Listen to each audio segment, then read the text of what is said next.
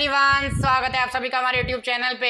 आज अपन पॉलिटी का बहुत ही इंपॉर्टेंट टॉपिक भारतीय राज्य व्यवस्था पढ़ने जा रहे हैं। तो आइए आज का सफर को चालू करते हैं। बहुत ही इंपॉर्टेंट है, अधिकतर सवाल यहाँ से आपसे पूछे जाते हैं। तो आपको क्या करना है, बिल्कुल ध्यान लगा के इसको पढ़ना है, रिवाइज करना है और याद करने का प्रयास करना है। तो करते हैं, पहला सवाल पढ़ने का प्रयास करते हैं। संविधान सभा का गठन किया गया था। तो लिखिए, संविधान सभा का गठन कैबिनेट मिशन की सिफारिश पे 1946 में किया गया था। आपको इसका विद डिटेल पढ़ा चुके हैं पहले कि क्या हुआ था, क्या रूपरेखा थी, क्या नहीं था। यहाँ से आपको वन लाइनर है। तो संविधान सभा का गठन कब किया गया था? कैबिनेट मिशन 1946 की सिफारिश के आधार पे संविधान सभा का गठन किया गया था। भारतीय संविधान के निर्माण में लगा समय कितना था? तो लिखिए 2-11-18, 2 वर्ष 11 माह 18 दिन भारतीय संविधान के निर्माण में लगा समय था। ठीक है, अगला आता है, पाकिस्तान के लिए प्रत्यक्ष संविधान सभा गठित की गई थी। पाकिस्तान के लिए प्रत्यक्ष संविधान सभा 26 जुलाई 1947 को गठित की गई थी। 26 जुलाई 1947 को गठित की गई थी। तो अपन अपने 3 सवाल पढ़े, रिवाइज करते हैं। संविधान सभा का गठन कब किया गया था? संविधान सभा का गठन 1946 में कैबिनेट मिशन की सिफारिश के आधार पर किया गया था। भारतीय संविधान को बनने में कितना समय लगा था? 2-11-18, 2 वर्ष 11 माह 18 दिन इसको समय लगा था। और पाकिस्तान के लिए प्रत्यक्ष संविधान की व्यवस्था कब की गई थी? 26 जुलाई 1947 को। 26 जुलाई 1947 को। ठीक है, आइए, संविधान सभा में सदस्यों की संख्या वेरी वेरी इंपॉर्टेंट है, आपको ध्यान रखना है। 389 389 सदस्य, 389 सदस्य भारतीय संविधान में सदस्यों की संख्या थी। संविधान सभा में सदस्यों की संख्या कितनी है? 389, 389। कितनी है? 389। देश के विभाजन के बाद कितने सदस्य रह गए थे संविधान सभा में? पहले कितने थे? 389। पहले कितने थे? 389। विभाजन के बाद सदस्य रह गए थे 299, अर्थात 90 सदस्य अलग हो गए थे। ठीक है, स्वतंत्रता के पश्चात देश में कितनी रियासतें थी? वेरी वेरी इंपॉर्टेंट सवाल है, डाटा आपको याद ही रखना पड़ेगा। 542। कितनी थी? 542। तो अभी तक अपन ने क्या पढ़ा? संविधान सभा का गठन 1946 में कैबिनेट मिशन की सिफारिश के आधार पे हुआ। संविधान को पूरा होने में लगा समय 2-11-18, 2 वर्ष 11 माह 18 दिन।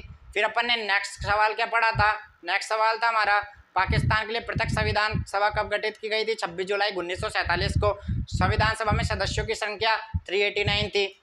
स्वतंत्रता के पश्चात संविधान सभा में सदस्यों की संख्या 299 रह गई थी। स्वतंत्रता के पश्चात देश में रियासतें कितनी थी? 542 थी। डाटा आपको याद रखना पड़ेगा। भारतीय संविधान की प्रकृति क्या है? इस सवाल को आप नोट लगा के 4 बार पढ़ना। भारतीय संविधान की प्रकृति क्या है? भारतीय संविधान की प्रकृति है एकात्मक और संघात्मक। एकात्मक और संघात्मक, यहाँ से आपको याद रखना है, एकात्मक एवं संघात्मक। भारतीय संविधान सभा में किस रियासत के प्रतिनिधियों ने भाग नहीं लिया था? वेरी वेरी इंपॉर्टेंट सवाल, हैदराबाद रियासत के प्रतिनिधियों ने भाग नहीं लिया था। बहुत बार पूछता है, संविधान सभा के किस रियासत के प्रतिनिधियों ने भाग नहीं लिया था संविधान सभा में?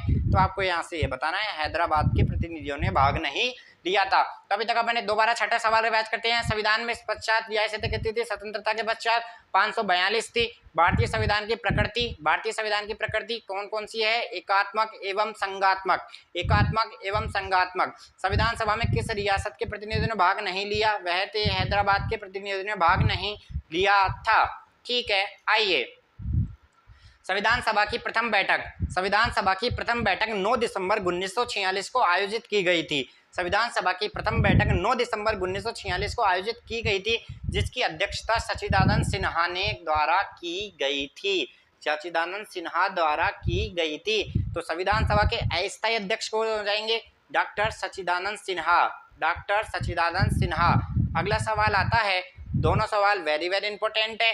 भारत की संविधान निर्मात्री सभा के संवैधानिक सलाहकार थे VN राव। संवैधानिक सलाहकार जब भी आएंगे तो अपन किसको याद रखेंगे? VN राव को। तो यहाँ से आपको क्या करना है, यह दोनों सवाल ऊपर के वेरी वेरी इंपॉर्टेंट है। डॉक्टर सच्चिदानंद सिन्हा। संविधान सभा की प्रथम बैठक 9 दिसंबर 1946 को आयोजित की गई थी, जिसकी अध्यक्षता किसने की थी? डॉक्टर सच्चिदानंद सिन्हा ने। संविधान सभा के अस्थायी अध्यक्ष कौन थे? डॉक्टर सच्चिदानंद सिन्हा थे। कौन थे? डॉक्टर सच्चिदानंद सिन्हा थे। अगला सवाल आते हैं, बात करेंगे आगे। संविधान सभा की प्रथम बैठक कब हुई थी? 9 दिसंबर 1946 को।